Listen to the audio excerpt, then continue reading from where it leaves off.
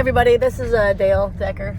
Dale Doe Decker. This is Corey Keene. Welcome to another installment of Keene Ramps World Headquarters. We are not at Keene Ramps World Headquarters today. Gratata, welcome y'all. Gratata? Yeah, gratata. Not gratata. It's this thing we do. Oh, I don't Do you watch not it. watch our videos? Jesus Christ. We're in Portlandville. World Headquarters. As my not at dad Keene calls Ramps. it. What are we doing here? We're speaking. Oh, I'm speaking. Mm-hmm. And you are not Dale Decker. I'm not Dale Decker. No. But today, it's just me and my wife, who's holding the phone right now, and my son. So it's a family work trip. Oops. I got invited to speak at this conference called Adjacency Bias. There's various panels about things in skateboarding.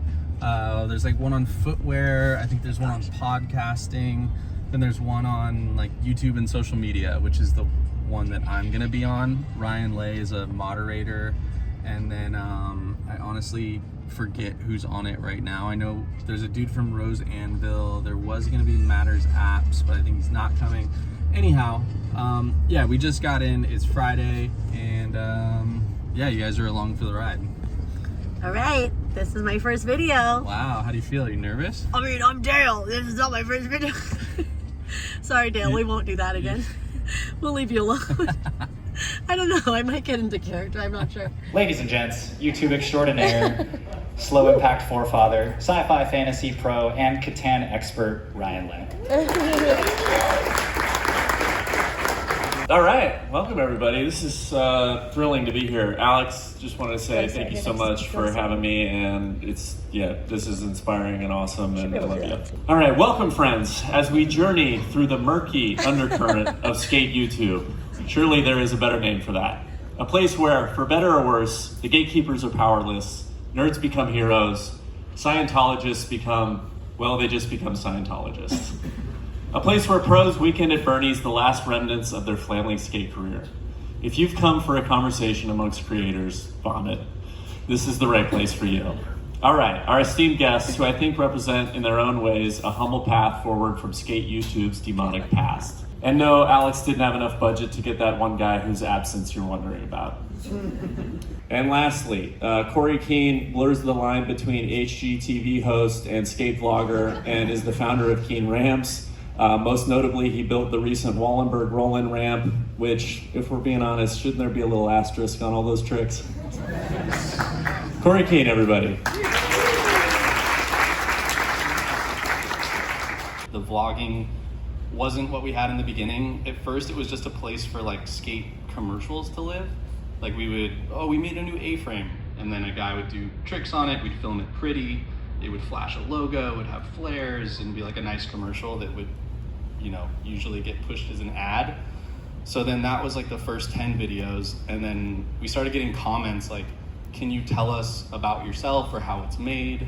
And then I hired a friend to make the videos, and no like shade to him, but they were overproduced. Like the production value was too high.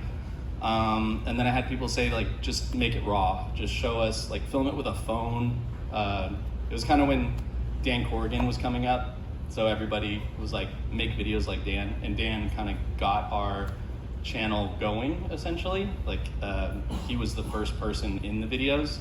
So from there, then I hired Dale Decker.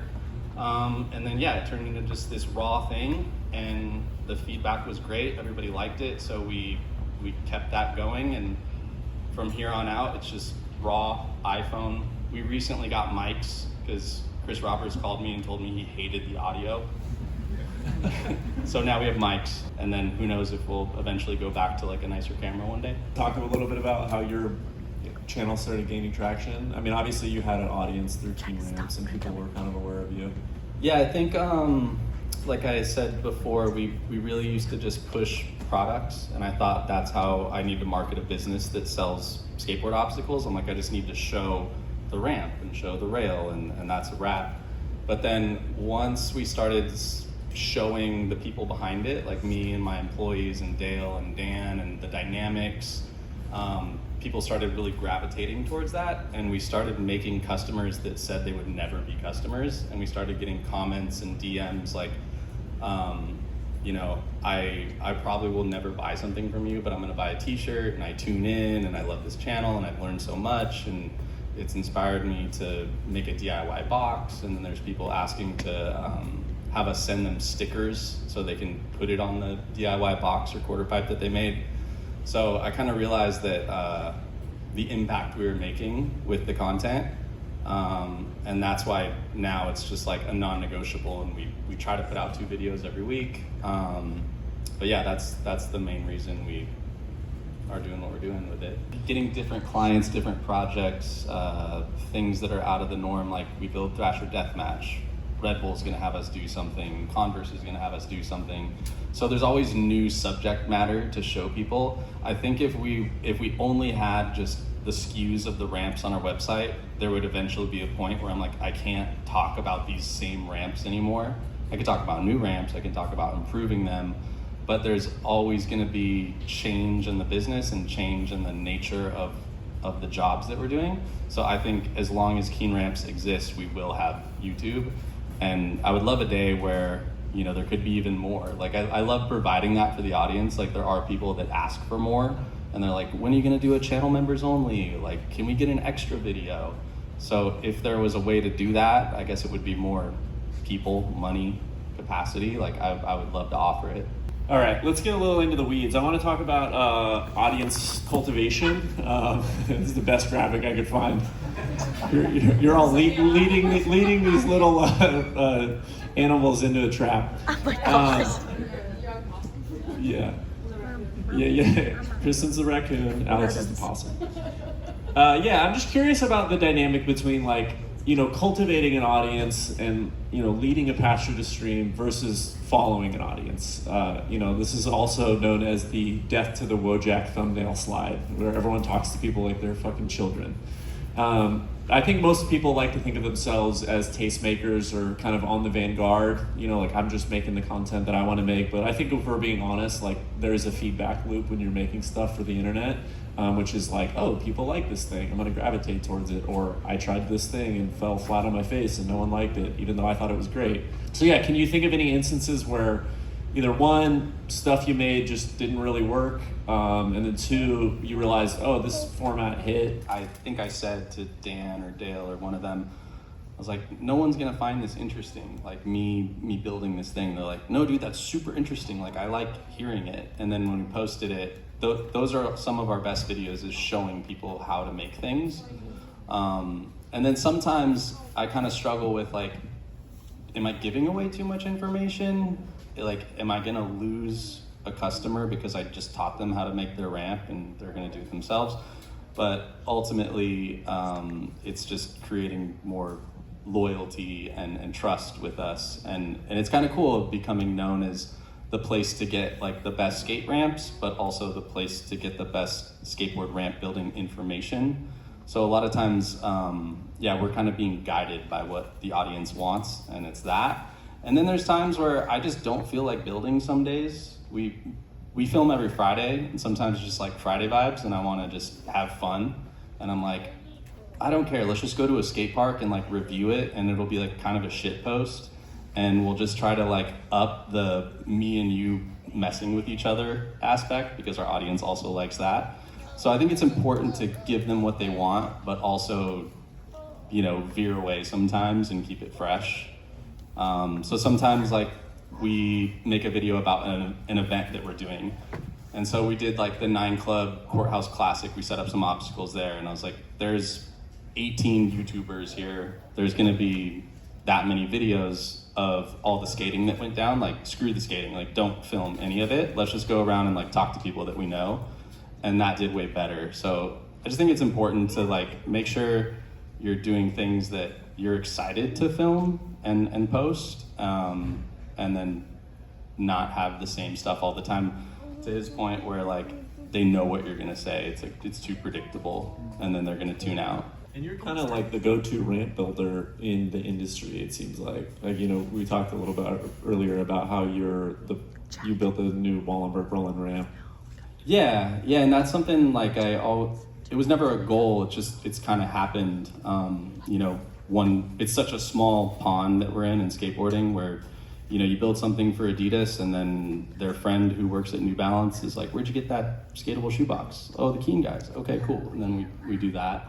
So we've gotten a lot of word of mouth jobs and just built trust with everybody. And I remember in the early days, I was kind of apprehensive of making YouTube videos because I was like, it lives forever. Whatever I say, however I'm perceived, lives on the internet forever. And what if somebody at Thrasher or somebody at Vans is like, that guy's a kook, or he's like a YouTube nerd? Like, I was always scared of that, but then ultimately just being yourself, I'm like, just act on camera, act the way you act towards everybody, and hopefully the way your friends like you is the way your audience will like you. So that was really helpful for me to like get past that.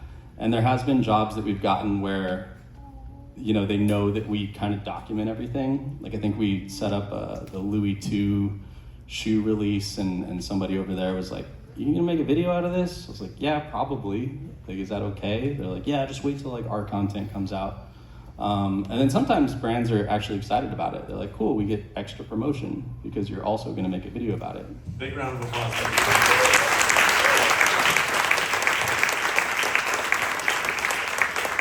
Okay, so how did you feel about that?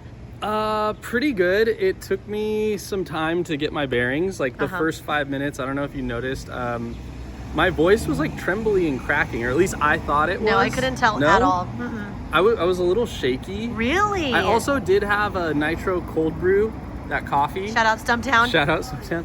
And then I drank a bunch of water, and the AC unit was like kind of blasting me, so I was cold, and I was like, am I shaky from the caffeine, or because I'm cold, or am I just really nervous? And I was like, I think I'm just really nervous. And then I started getting into my head about the fact that I was like trembly and that I thought my voice was shaky. What? I feel like that's so not like you to get in your head about things like that. I was totally getting in my head. And then the other thing that was happening, I was thinking about how I was like, when I explain things, I kind of run around the topic for a really long time.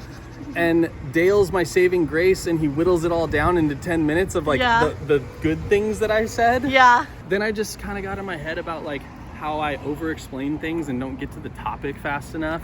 Yeah. And I felt like the first 15, 20 minutes wasn't me. Really? I wasn't comfortable in my skin, but then I shook it off, and then I was like, all right, dude, stop. Like you're making this worse than it has to be. And I was good. I really feel like, because I mean, you can watch the videos back, but I did not, I know you pretty well, and I would have been able to tell if you were nervous, and I could not tell at all. You fooled me. Okay. So. All right, that's good news. Yeah. But all in all, yeah, I'm happy. I'm happy with like how much time I got versus the time everybody else got. It felt very inclusive of everyone's time and opinions and knowledge. Yeah. Yeah, and then I don't know, I had some good conversations with people at the end. Yeah. Ben was really nice. Yeah, Ben was super cool. I told him I'd sponsor a trip. Woo! I was like, I've gotten way too many comments that you should be in videos with us or vice versa. So how about like Keen Ramps has you come out to Long Beach for a few days and we make some videos. So he seemed really like seems into that. Yeah. He said he's down for winter, so maybe like, I don't know, November or something, we'll make that happen. I think they have like a barbecue skate jam or something at that's like what a they hill. said. It's a curb spot. Oh, okay, that's So great. maybe we'll check for out us the oldies. curb. Yeah. Slappies, right?